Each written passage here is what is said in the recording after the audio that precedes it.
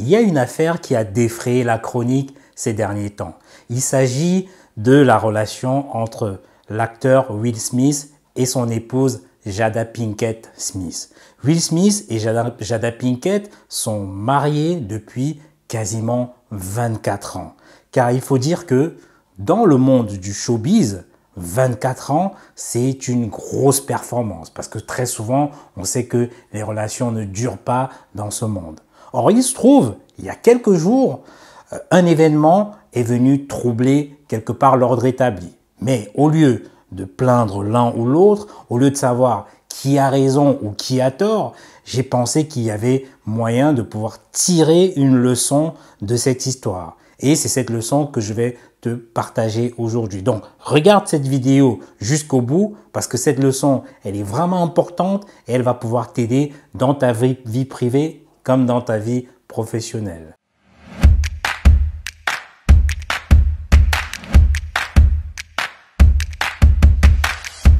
Bienvenue dans la 28e vidéo de la série qui s'intitule Le pouvoir du mindset. Donc, c'est une série de petites vidéos de 5, 8, 15 minutes que tu peux regarder comme ça sur le chemin, en allant au travail, dans les transports ou bien juste le soir avant de te coucher. Donc, si tu as envie de développer tes compétences business, si tu as envie de découvrir les méthodes pour bâtir l'entreprise de tes rêves, écoute, clique sur le bouton rouge et abonne-toi à cette chaîne.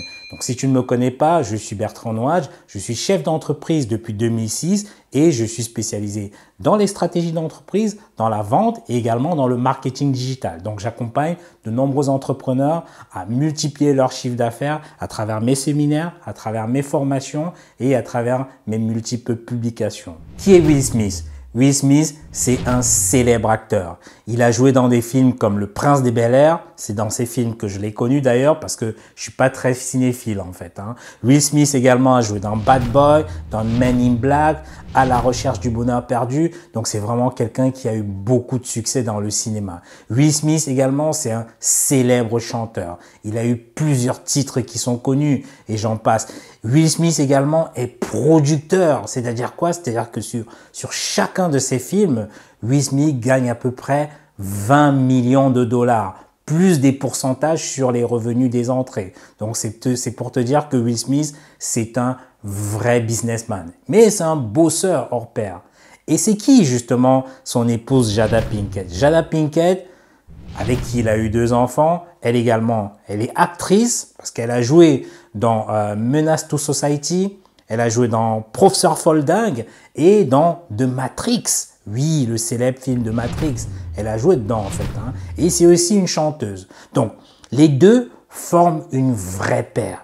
Les deux forment une équipe gagnante. Donc, tout avait l'air parfait comme ça jusqu'à ce que, il y a quelque temps, coup de tonnerre, un jeune rappeur du nom de Auguste Alsina, il me semble, clame depuis quelques semaines dans la presse avoir eu une histoire d'amour avec la femme de Will Smith, c'est-à-dire Jada Pinkett. Et apparemment, c'est une histoire qui dure depuis plusieurs années. Jada Pinkett, dans sa propre émission, et c'est une émission qui est regardée par des millions de personnes, a avoué en face de Will Smith qu'elle a eu une relation extra-conjugale avec ce jeune rappeur. Mais la meilleure, c'est que ce jeune rappeur n'est d'autre que l'ami de son fils, l'ami du fils de Jada Pinkett. Et elle explique qu'elle a commencé cette relation par une amitié plutôt simple, bon enfant, avec ce jeune. Et il avait un moment eu besoin d'aide parce qu'il était plongé dans la drogue, il était déprimé. Et puis les sentiments se sont développés comme ça petit à petit. Et là, les moqueries ont commencé à fuser de partout. La première moquerie, ça a commencé par 50 Cent, qui est également un autre rappeur, qui a partagé toutes les vidéos de Will Smith sur les réseaux sociaux. Il a également posté une copie d'écran d'une conversation qu'il a eue notamment avec Will Smith. Et là, dans cette conversation, on voit qu'il se fout carrément de la gueule de Will Smith. Il se moque vraiment de lui. Il y a également eu d'autres vidéos ironiques que les personnes ont montées et qui sortent vraiment de partout. Donc, imagine un petit peu les dégâts que ça peut causer dans le couple. Imagine un petit peu quand tout ça est rendu public, quand toute la presse est au courant. Donc ça, c'est vraiment difficile à supporter. Mais là où je veux en venir, c'est que il faut savoir que s'associer en couple, c'est également comme s'associer en business. C'est presque pareil.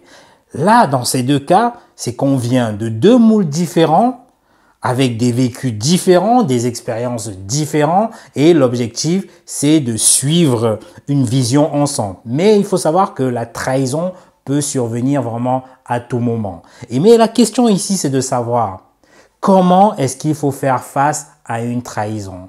Comment est-ce qu'on gère ces moments douloureux?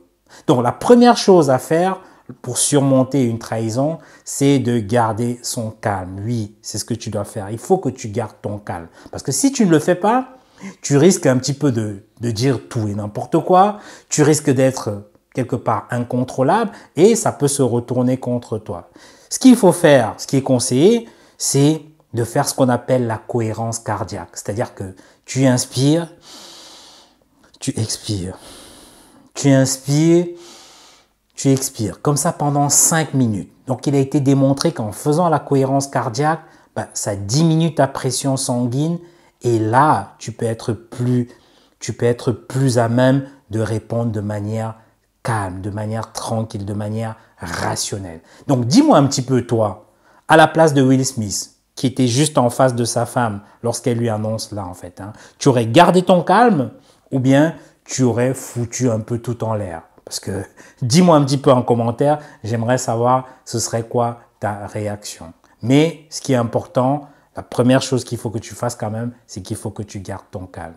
La deuxième chose à faire pour surmonter une trahison, c'est de vérifier les faits. Oui, il faut que tu vérifies les faits. Parce que il faut quand même signaler que dans l'affaire Will Smith, c'est qu'il y avait déjà quand même des rumeurs. Je pense qu'il était déjà un petit peu au courant, mais Will Smith a préféré que sa femme avoue devant lui. Parce que je rappelle que c'était en pleine émission, donc c'est une émission qui est organisée par son épouse. Elle a l'habitude de recevoir plusieurs invités, mais ce jour-là, elle recevait Will Smith, son mari. Et il était question qu'elle lui dise les vérités, en fait. Donc, elle lui a avoué justement cette relation extra-conjugale.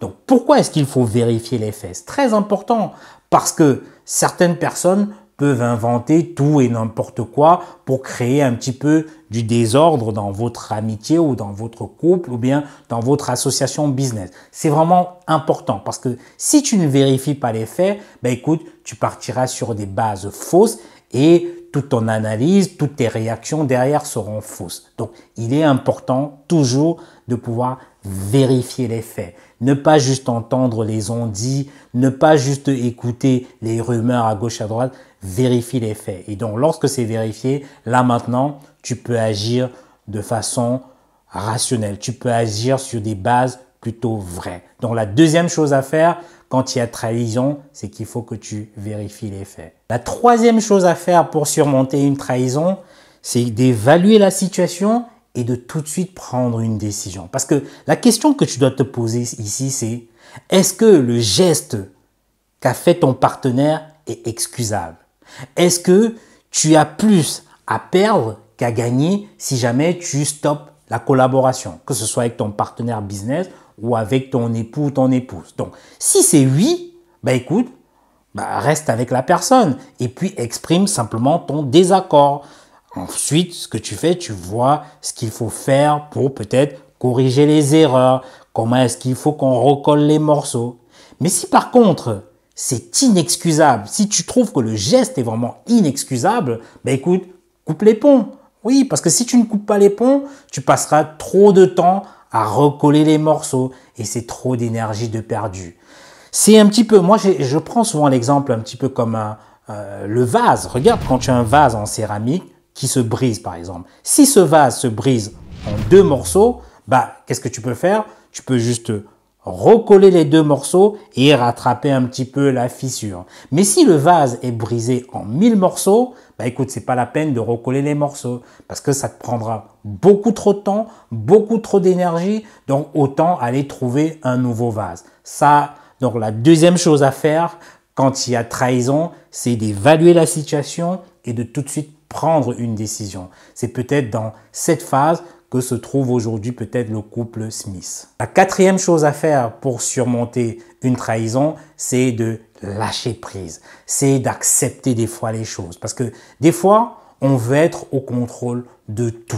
Mais il faut comprendre que c'est pas possible. Il y a trop d'éléments, il y a beaucoup trop de paramètres. Donc, au lieu de rester obsédé sur des choses sur lesquelles tu ne peux pas agir, sur les choses sur lesquelles tu ne peux pas forcément avoir le contrôle, mais écoute, il faut que tu lâches prise. Parce qu'il faut comprendre une chose, c'est que tu peux te changer toi, mais tu ne peux pas changer les autres. C'est pas possible. Parce que des fois, que ce soit dans une association, que ce soit dans un couple ou en amitié, des fois tu estimes avoir tout donné, d'avoir fait tout ce qu'il fallait, mais au final, les choses ne marchent pas comme tu le veux. Même les différentes moqueries qu'on peut voir, les rumeurs, les on-dit, comme dans le cas d'ailleurs de Will Smith, où 50 Cent a publié des rumeurs, il y a plein de choses qui se disent. Ce sont des choses dont tu ne peux pas avoir le contrôle. C'est pas possible. Donc c'est pour ça que pour surmonter la trahison, il faut que tu lâches prise. Oui. Et si vraiment tu as envie quelque part de laver l'affront, si tu as envie de laver ton image, ton honneur, ben, ce qu'il faut faire, c'est qu'il faut que tu le fasses par des actes. Il faut que tu poses des actes positifs. Il faut que tu aies un comportement positif. Et c'est des actes qui vont parler plus que les rumeurs et les différentes moqueries. La cinquième chose à faire pour surmonter une trahison, c'est de tirer les leçons. Il faut savoir ce que tu feras la prochaine fois si tu te retrouves par exemple dans la même situation, parce que ce serait dommage de ne pas tirer des leçons et de faire à chaque fois les mêmes erreurs. D'ailleurs, c'est Einstein qui le disait, c'est que la folie, c'est de faire toujours la même chose et de s'attendre à des résultats différents. Retiens bien cette citation. La folie, c'est de faire toujours la même chose et de s'attendre à des résultats différents. Parce que c'est dans des situations difficiles, comme le cas d'une trahison, que tu apprends vraiment sur toi-même. C'est dans des situations aussi difficiles que tu apprends beaucoup sur tes émotions. C'est-à-dire que tu sais exactement ce qui te fait peur, tu sais ce qui te met en colère, tu sais d'ailleurs ce qui te dégoûte, tu sais ce qui te donne la joie en fait. Donc tu apprends beaucoup sur toi-même. Et ce sont des situations qui ne doivent surtout pas te transformer. Ça ne doit pas te rendre en monstre en fait. Donc tu ne dois pas forcément chercher à te venger parce que là, tu es en train de te changer quand tu essayes de te venger. Donc tu dois rester toi-même et tu dois continuer quelque part à poursuivre simplement tes rêves. Mais ce qui est important, c'est de tirer des leçons. Parce qu'il faut savoir que dans n'importe quelle situation, il y a toujours une leçon à apprendre. Il y a quelque chose de positif à tirer. Donc, la cinquième chose à faire pour surmonter une trahison, c'est simplement de tirer des leçons. Tu vois, tu n'as de pouvoir que sur ta propre vie et pas sur celle des autres. Même pas sur celle de tes amis, ni sur celle de ton conjoint, ni sur celle de tes enfants. Et encore moins sur la vie de ton associé en business. Donc, il faut vraiment savoir passer à autre chose. Et tu verras que dans quelques années, les douleurs, tout ce que tu as subi ne seront qu'un lointain souvenir, qu'un lointain cauchemar. Et des fois même, tu vas juste en rigoler. D'ailleurs, c'est le Dalai Lama qui disait « Ne laisse pas le comportement des autres détruire ta paix intérieure. » Je répète, ne laisse pas le comportement des autres détruire ta paix intérieure. Donc reste toi-même. Peu importe la situation, ne change pas, ne deviens pas un monstre. Reste toi-même. Si tu as aimé cette vidéo, écoute, like et partage avec tes connaissances qui pourraient être intéressées. Donc surtout, ne fais pas de la rétention d'informations. Partage cette vidéo. Et puis chose importante, abonne-toi sur cette chaîne si ce n'est pas encore fait. Parce que tous les lundis, tous les mercredis et les vendredis, tu recevras une vidéo inspirante qui va comme ça développer ton mindset d'entrepreneur. Et comme je le dis toujours, tout ce que tu ne sais pas aujourd'hui te coûtera beaucoup plus cher demain. Donc abonne-toi. Et puis je te dis à bientôt.